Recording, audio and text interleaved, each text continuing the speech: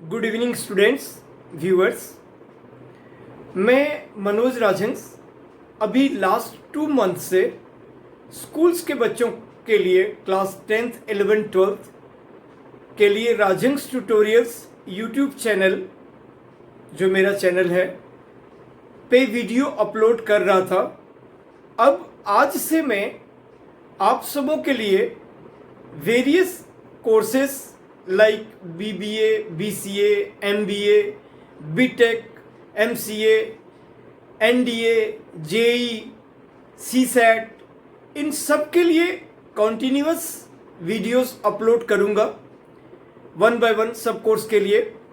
आप लोग होप उसे लाइक करेंगे और बताएंगे कि कैसा आप लोग उसे सब्सक्राइब, कमेंट्स, अपना वैल्यूएबल कमेंट्स दें और बताएंगे कि वीडियोस कितना सूटेबल आपको लग रहा है।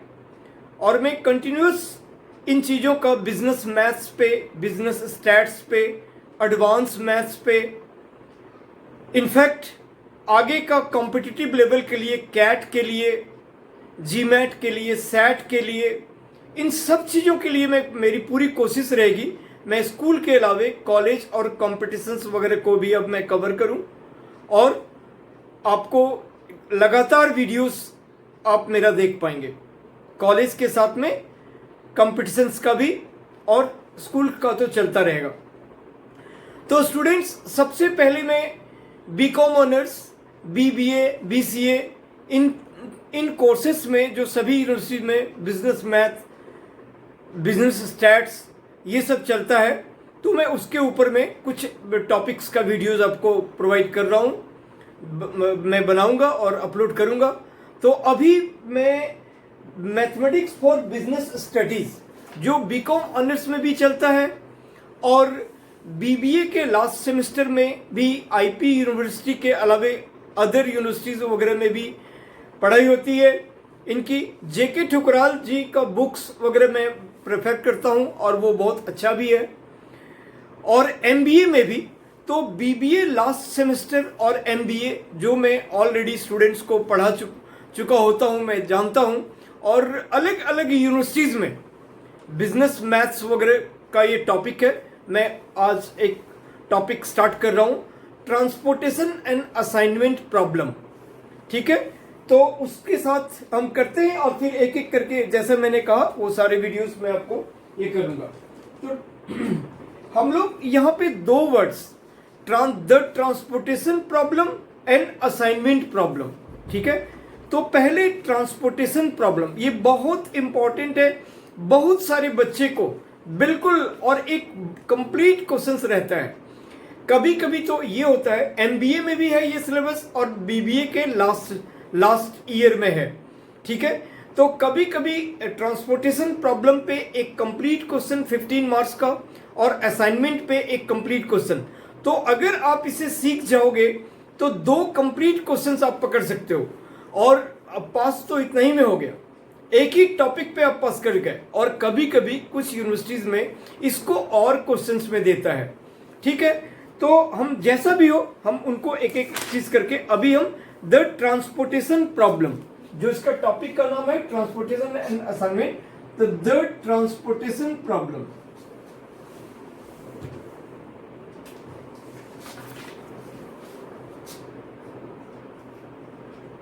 ट्रांसपोर्टेशन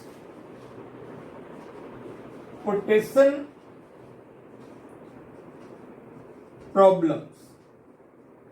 ठीक है, हम लोग इन असाइनमेंट प्रॉब्लम नहीं लिख रहे।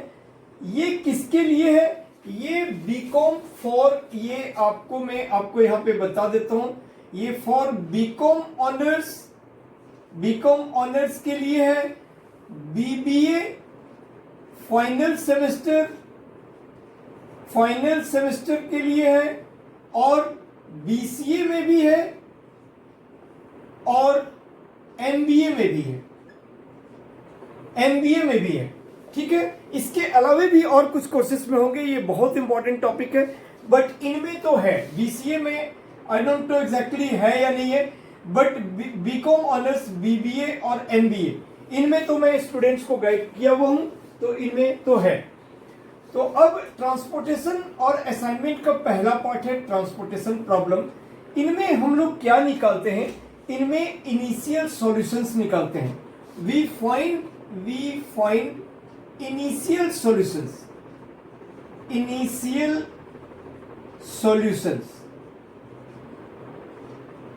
ठीक है, अब इसके कुछ थ्योरी हैं जो 4 स्टेप्स में, तो जनरली थ्योरी नहीं रहता है, थ्योरी कभी नहीं देगा, कोई क्वेश्चन देगा और बोलेगा उसको आप कोई मेथड्स का नाम बता देगा और उस मेथड्स के थ्रू से आप इसका इनिशियल सॉल्यूशन निकालें, राइट। तो ट्रांसपोर्टेशन प्रॉब्लम में इनिशियल सॉल्यूशन निकालने के 3 मेथड्स होते हैं। It has 3 methods to find the initial solution. One is north NWCR, इसको हम लोग कहते हैं north west corner method. North west corner method, इसको हम लोग NWCR मेथड भी कहते हैं। दूसरा कहते हैं least cost method. Least cost method, least cost method, इसको LCM मेथड कहते हैं, LCM मेथड। और तीसरा होता है वोगल एप्रोक्सीमेशन। वोगल एप्रोक्सीमेशन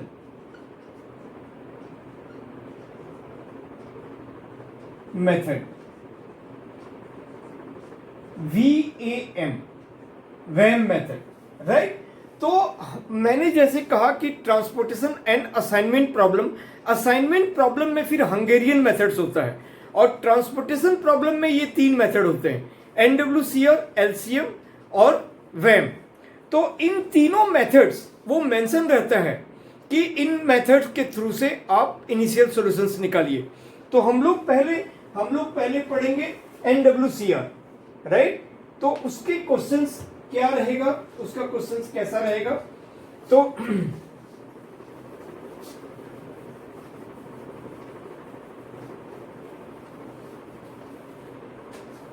कई सारे बुक्स में आपको मिलेगा। जैसे एक क्वेश्चन है, using the north west corner rule develop an initial solution of the following transportation problem. एक आपका ट्रांसपोर्टेशन प्रॉब्लम रहेगा और उसका आपको इनिशियल सॉल्यूशन निकालना है, तो वो एक टेबुलर फॉर्म में डेटा गिवन रहेगा। वो टेबुलर फॉर्म में कैसे है, तो एक तरफ है सोर्स और एक तरफ डेस्टिनेशन। मैं पहले आपको टेबल बताता हूं और मेन तरीके से इसको कैसे निकालना चाहिए ये चीज आपको बता रहा हूं।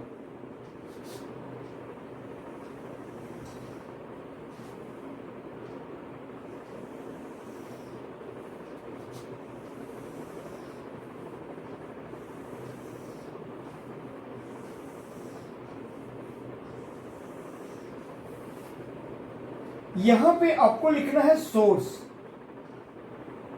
ये आपका सोर्स गिवन है और ये डेस्टिनेशन,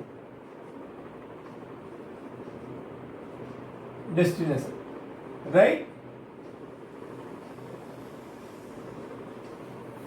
ये फ्रॉम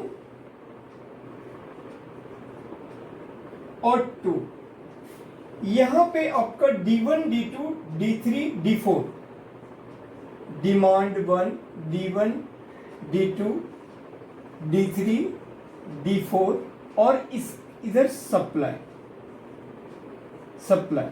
तो मैं अभी सबसे पहले हम लोग बैलेंस ट्रांसपोर्टेशन प्रॉब्लम, इस ट्रांसपोर्टेशन प्रॉब्लम के भी 2 पार्ट होते हैं, बैलेंस और अनबैलेंस। तो हम लोग बैलेंस ट्रांसपोर्टेशन प्रॉब्लम अभी पढ़ रहे हैं, राइट। बैलेंस ट्रांसपोर्टेशन प्रॉब्लम, और इधर आपका सप्लाई रहेगा और इधर आपका डिमांड रहेगा, S1, S2, S3,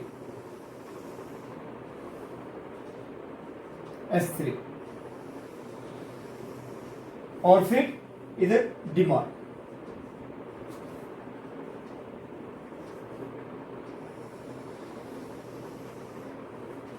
ठीक है, स्टूडेंट ऐसा ही आपका एक बैलेंस टेबल गिवन रहेगा।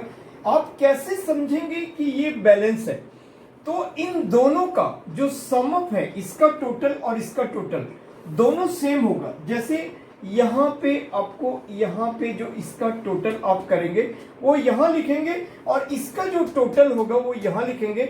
अगर ये दोनों वैल्यू सेम है तो ये बैलेंस प्रॉब्लम है, और अगर सेम नहीं है तो वो अनबैलेंस है, जिसके बारे में हम आपसे बाद में बात करेंगे कि अनबैलेंस को पहले हम बैलेंस कैसे करेंगे, राइट। तो जिधर डिमांड का कॉलम रहेगा उसमें सप्लाई रहेगा, और जिधर सप्लाई का रो रहेगा उधर डिमांड रहेगा, ठीक है। तो अब आपके पास यहाँ पे कुछ वैल्यूज हैं, लाइक जैसे यहाँ पे एक वैल्यूज है 21, आपको दिख रहा होगा, आपके पास ऐसा ही घेरा हुआ है 21, 16, 16, 15, 3, ऐसे एक बॉक्स में घेरा हुआ रहेगा, और टोटल है 11 यूनिट सप्लाई हो रहा है। दूसरा S2 जो है 17, बहुत इंटरेस्टिंग है। 17, 18 बच्चों को बड़ा डिफिकल्ट सा फील होता है, मैं आपको 2 मिनट में बताता हूं इसको कैसे ये करना है। और 18, 14, 13, तो यहां से स्टार्ट होके कुछ सवाल आप लोग से डिस्कस, और फिर यहां पर भी है 13। ये कुछ भी सप्लाई और डिमांड रह सकता है। और यहां पे है आपको 32, 32, उसके बाद 27, 32, 27, 18, 27, 18 and 41, और सप्लाई है 19,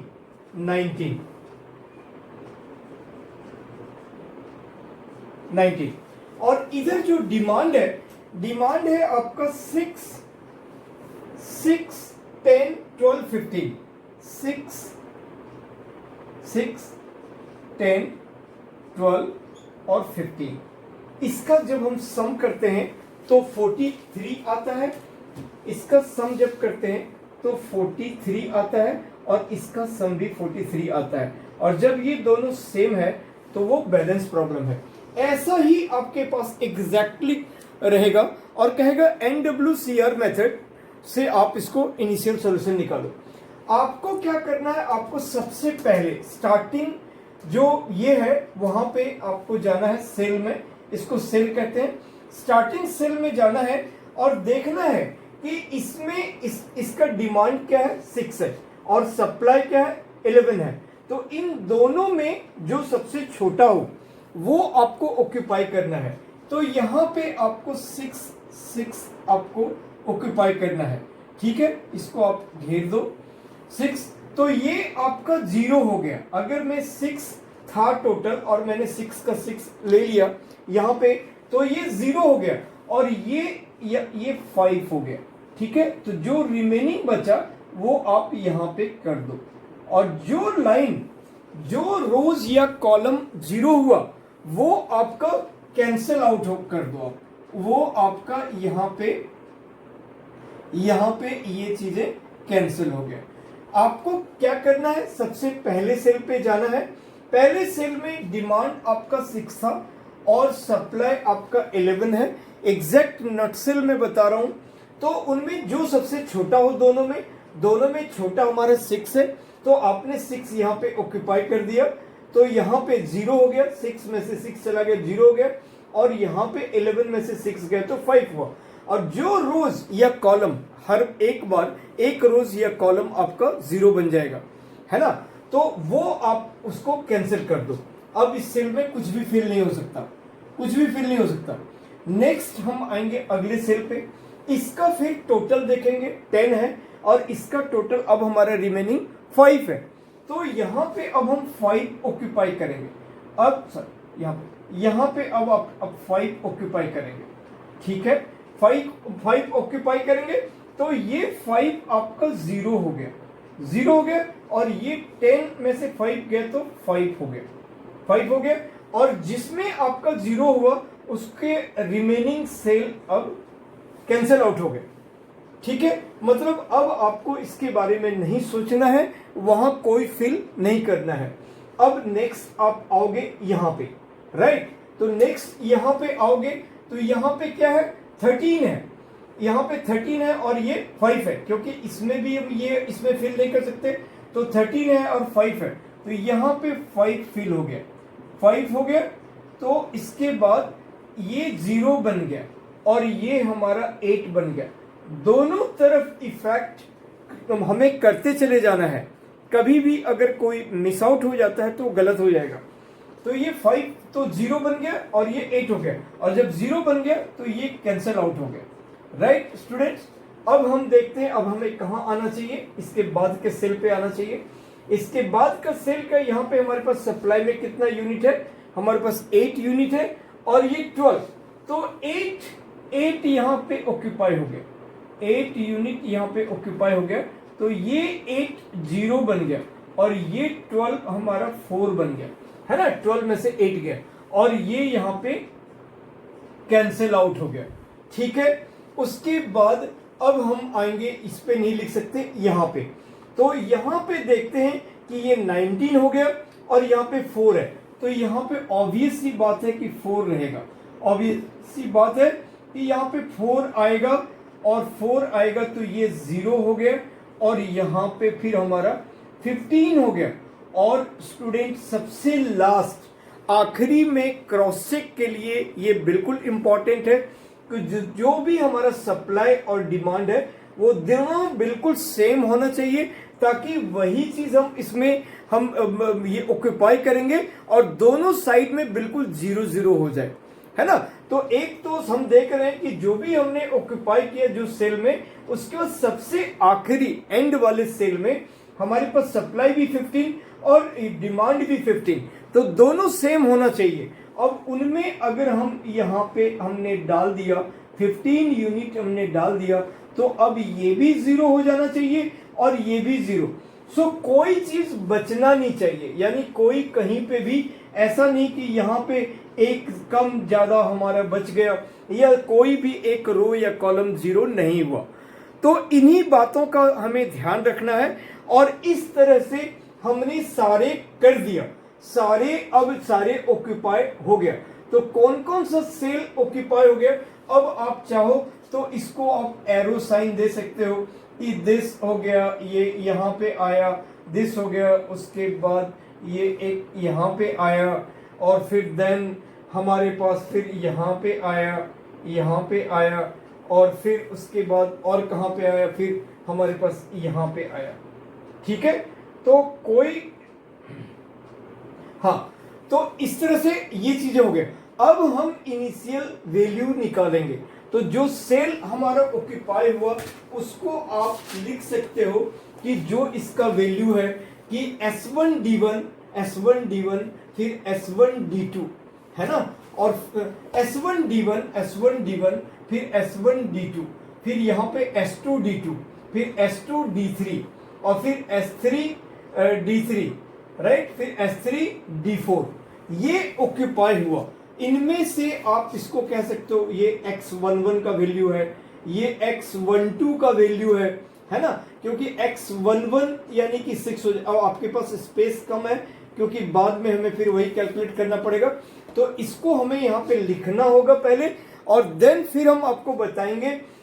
मैं आपको ये कह रहा हूं कि कौन कौन सा सेल ऑक्यूपाई हुआ, तो आप लिख सकते हैं कि cell occupied S1D1, S1D2, S2D2, S2D3, S3D3, S3D4, ये आपके सेल 1 2 3 4 5 6, राइट। तो इतने 6 आपके ऑक्यूपाई हुए। हाँ, तो 4 ये उसमें होता क्या है, 4 + 3 7 - 1, है ना, रो प्लस कॉलम -1, तो ये 6 सेल आपके ऑक्यूपाई हुए। ऑक्यूपाइड सेल आपने लिख दिया।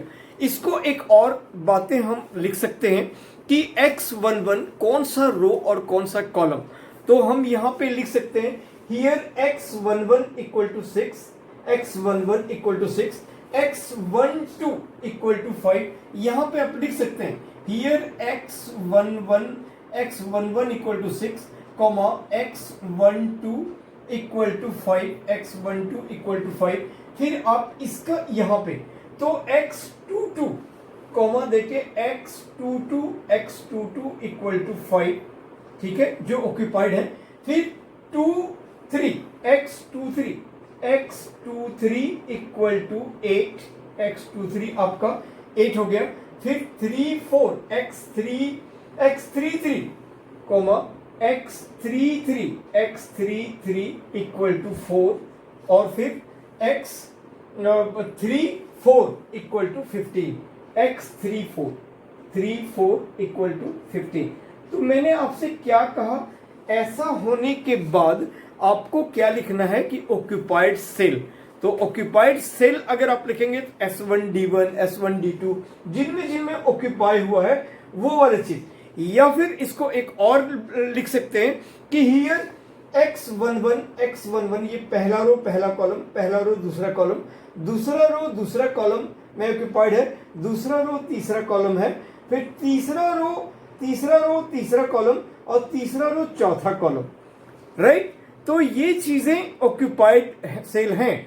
अब हम लोग इसको वैल्यू निकालते हैं, therefore initial transportation cost equal to this into this value. So 6 into 21। अब यहाँ पे स्पेस आपके पास कम है, चलो मैं आपको कहाँ पे यहाँ पे लिख देता हूं initial transportation cost. Therefore initial transportation इसको आप कॉस्ट, इसको स्टूडेंट आपको लिखना चाहिए नीचे में यहाँ पे, क्योंकि स्पेस नहीं है, और अगर मैं मिटाऊंगा तो फिर मुझे ये वैल्यूज याद नहीं रहेगा। तो मैं यहीं पे लिख देता हूं जो सेल ऑक्यूपाई हुए थे। तो 6 इंटू 21, आप इसको 6 इंटू 21 लिखो या 21 इंटू 6 लिखो, ठीक है। तो ये वही चीजें हाँ, आप इसको ऐसा लिखो 6 इंटू 21 और प्लस फिर 5 इंटू 16 प्लस 5 इंटू 16, फिर 5 into 18 plus 8 into 14 plus 4 into 18 और प्लस 15 इंटू 41। और अब इसको अलग अलग, जैसे ये आ गया 126 प्लस ये हो गया 80 और प्लस 90 प्लस 126 है ना, और प्लस 72 और प्लस 615। और ये जब आप ऐड करेंगे, तो 1095। तो ये आपका आ गया initial transportation cost by NWCR method. इतना ही है, इसके अलावे और इस मेथड में कुछ नहीं है। और इसका जो थ्योरी है, यही चीजें कि हमने क्या क्या स्टेप्स फॉलो किया, यही 4 स्टेप्स में, तो वही इसका थ्योरी है। और इसका जो मैथमेटिकल कैलकुलेशन है वो यही चीजें हैं, राइट स्टूडेंट्स। अब हम लोग और सेकेंड क्वेश्चंस देखते हैं। आपको अगर किसी क्वेश्चंस में एक दो क्वेश्चंस हम कर देंगे तो आपको बिल्कुल ये मेथड क्लियर हो जाएगा। फिर नेक्स्ट हम LCM मेथड को अपलोड करेंगे और फिर वैम को करेंगे, वोगल अप्रोक्सीमेशन मेथड को। तो अब हम आते हैं नेक्स्ट क्वेश्चंस।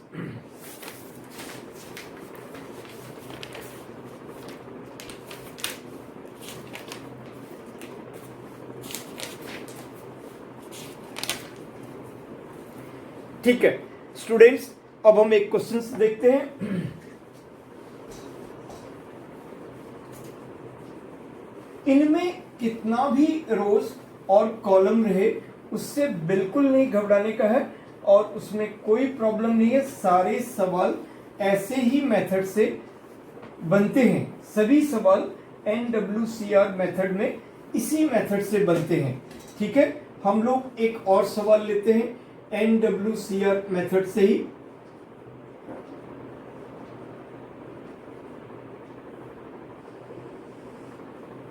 राइट, हम ट्रांसपोर्टेशन प्रॉब्लम देख रहे हैं NWCR मेथड, पहला मेथड से। एक क्वेश्चन है, using the north west corner rule develop an initial solution to the following transportation problem. Same इसी टाइप का अब हमारे पास डिमांड के साइड में 3 कॉलम है और सप्लाई के साइड में भी 3 कॉलम है। तो बस उससे कोई फर्क नहीं पड़ता है, 3 हो, 4 हो, 5 हो, हम और भी आगे देख सकते हैं। अभी बस आपको ये देखना है। तो ये आपने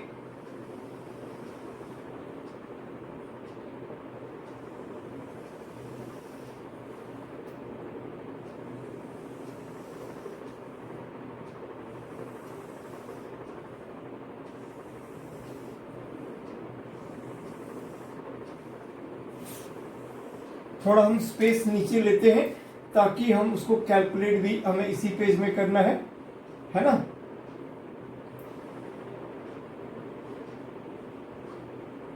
फ्रॉम, और ये D1, D2, D3 सप्लाई, ये किधर भी सप्लाई और वो डिमांड रह सकता है, इधर भी या इधर। और इसके बाद अब इधर हमारा वही डेस्टिनेशन हो गया, सोर्स हो गया, इधर S1,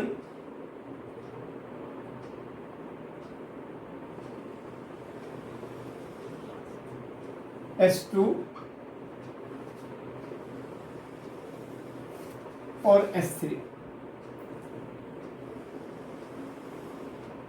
और इधर डिमांड।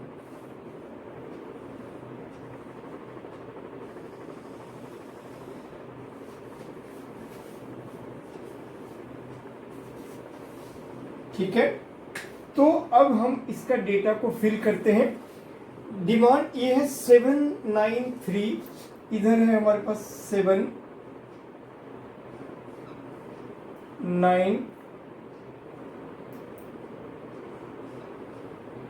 3 और टोटल है 19, टोटल है इसका सप्लाई का 19। उसके बाद है 487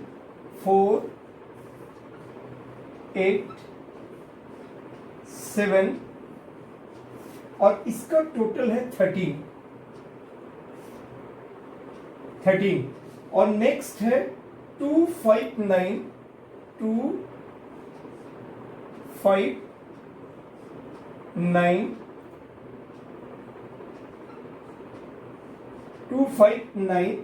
और इसका है 7। राइट, इधर है 15 13 11 15 13 11। और अब यहाँ पे इसका हम टोटल लेते हैं तो ये बैलेंस है 39, इधर भी 39 आता है और इधर भी 39 आ रहा है। तो ये हमारा बैलेंस प्रॉब्लम है, ये हमारा बैलेंस प्रॉब्लम है।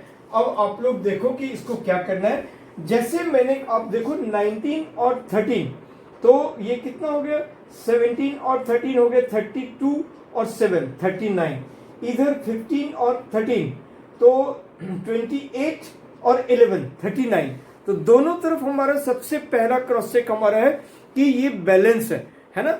और जो अनबैलेंस होता है उसके बारे में भी मैं अगले ही क्लास में बताऊंगा कि अनबैलेंस को हम लोग डमी, अगर हमारे पास डिमांड कम है तो एक डमी सप्लाई हम की तरफ में, मतलब एक कॉलम हम ये इंट्रोड्यूस करेंगे यानी ऐड करेंगे।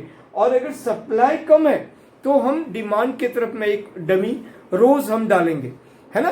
तो वो एक डमी रोज डालते हैं जिनमें हम जीरोस का वैल्यू लेते हैं और उसको पहले हम जितना कम रहता है उतना ज्यादा पुट करके बराबर करते हैं, इक्वल करते हैं, और उसके बाद फिर हमारा बैलेंस बनाते हैं और फिर यही मेथड अप्लाई करते हैं जो मेथड अभी हम लोग कर रहे हैं।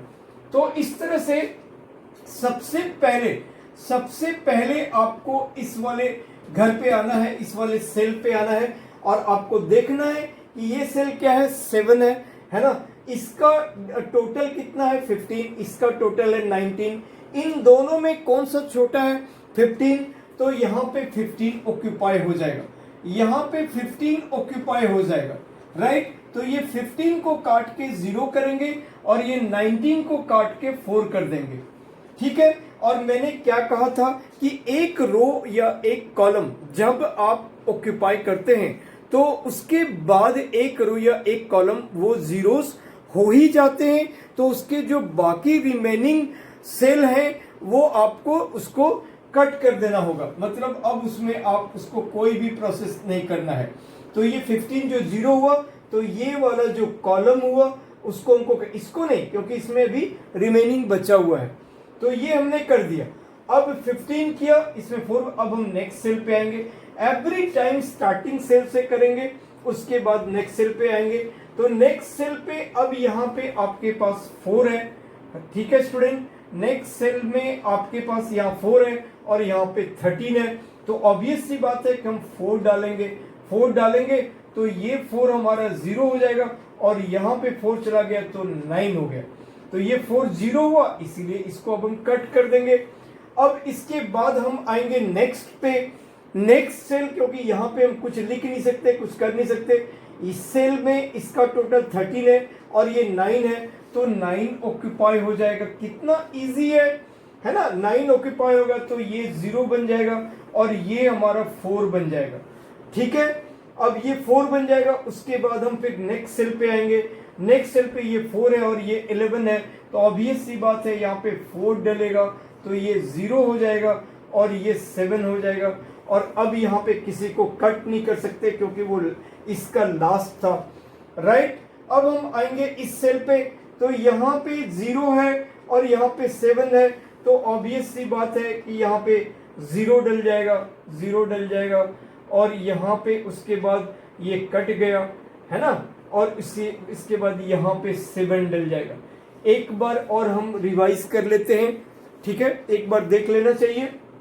तो स्टूडेंट्स हम सबसे पहले सेल में आए, हमारा जो वैल्यूज है वो 7, 9, 3 और इधर 19 है, फिर 4, 8, 7 और 13 है, और फिर 2, 2, 5, 9 और इधर सप्लाई में 7 है, और इसमें 15, 13 और 11 है, टोटल 39। हमने क्या किया, हमने पहला सेल लिया और इसका टोटल है 15 और 19, सो यहाँ पे 15 हो गया, तो ये 0 हो गया और ये कट गया, उधर 4 हो गया। अब हम दूसरे सेल पे आते हैं, तो यहाँ पे है 4 और यहाँ पे है 13, तो 4 हमने डाल दिया तो ये कट गया, वो 0 हो गया, और 4 डालने के बाद यहाँ पे हमारे पास 9 आ गया, ठीक है। अब हम इस सेल पे आएंगे, इस सेल पे आएंगे तो यहाँ पे हमारे पास 9 था बचा हुआ, जो जब हमने 4 डाला था 9 बचा था, यहाँ पे 9 है और यहाँ पे 13 है, तो 9 चला गया, तो 9 चला गया तो ये कट गया, वेट 9 यहाँ पे 0 हो गया तो ये कट गया, इसमें कुछ करने का नीड ही नहीं था, ठीक है। ये 9 था, वैसे भी 0 का हम लिए थे तो कोई गलती नहीं होता, 0 into दैट, लेकिन फिर भी जब हमने 9 ऑक्यूपाई कर दिया था तो ये कट गया, तो यहाँ पे अब 0 बचा, और यहाँ पे 9 करने के बाद 4 बचा।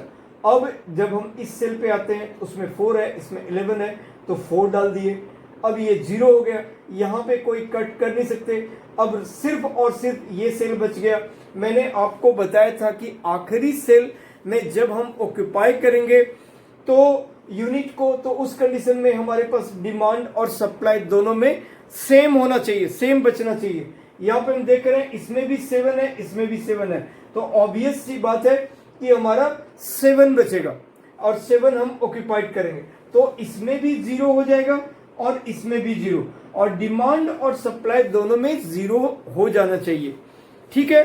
तो अब इस तरह से ऑक्यूपाइड सेल अगर मैं आपको बोलूं तो क्या हो जाएगा, ऑक्यूपाइड सेल हो जाएगा S1D1, कॉमा अगर मैं यहाँ पे आपको करूं occupied cell equal to S1D1 comma S2D2 और फिर आपके पास यहाँ पे अगर ये S1D1 फिर S1D2 यहाँ पे आपका S1D2 S1D2, फिर S2 के साथ में S2D2 S2D2 और फिर S2D2 के बाद S2D3 S2D3, राइट, हो गया। उसके बाद फिर S3D3 S3D3 S3D3, ठीक है। तो मैंने आपको बताया था कि कितने सेल्स ऑक्यूपाइड होते हैं, तो रो इनटू कॉलम -1, तो यहां पे है 3 प्लस 3 रो प्लस कॉलम -1, राइट। तो यहां पे आपका रो कितना है 3 और कॉलम भी है 3 और -1 6 -1, तो 5 सेल ऑक्यूपाइड, ठीक है। ये भी एक हम क्रॉस चेक देखते हैं, ये 5 सेल का आपने नाम भी लिख लिया। और अब हम इसमें जो वैल्यूज हैं वो लिखेंगे कि here x11 equal to 15 comma x12 equal to 4 जो ये वाला वैल्यू है। फिर x22 इक्वल टू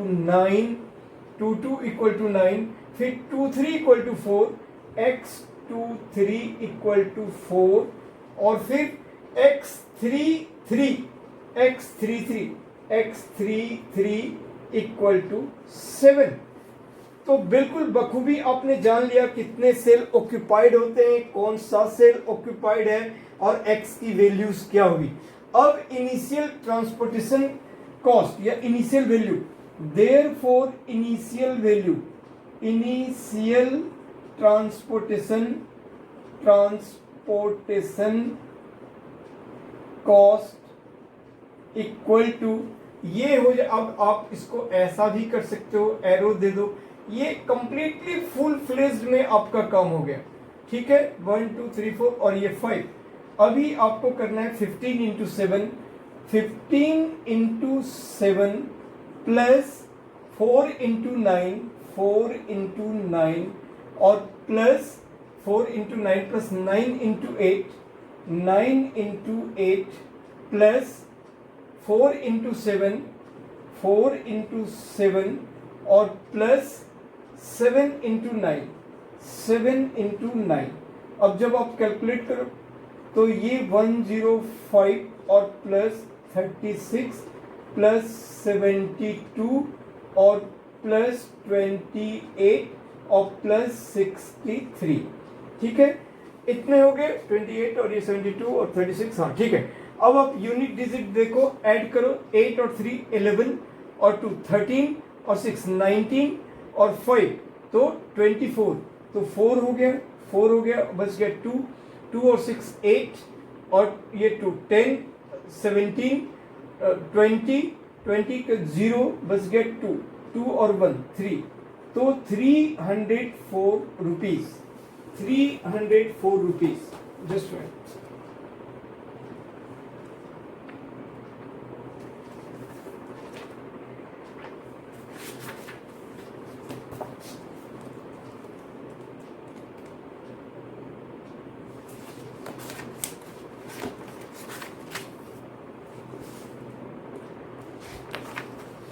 एक सेकंड,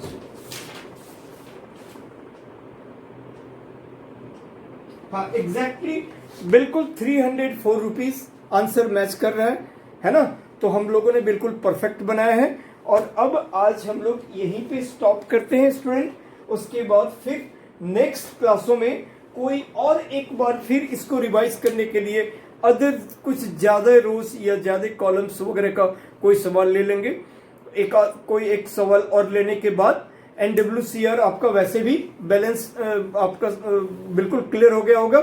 तो फिर भी जब हम नेक्स्ट वीडियोस में कोई एक और रिवाइज करने के मोड में थोड़े ज़्यादा नंबर ऑफ रोज या कॉलम्स को लेके हम बना लेंगे और उसके बाद फिर हम सेकंड मेथड पे आएंगे, ठीक है। तो टेक केयर। जैसे मैंने कहा कि आपको बिल्कुल मेरे वीडियोस को देखना है। मेरे वीडियोस का नाम है राजहंस ट्यूटोरियल्स। अब मैं आपको यहाँ पे इसको मिटा देता हूँ, उसमें कोई दिक्कत नहीं है, अपना डिटेल बता देता हूँ।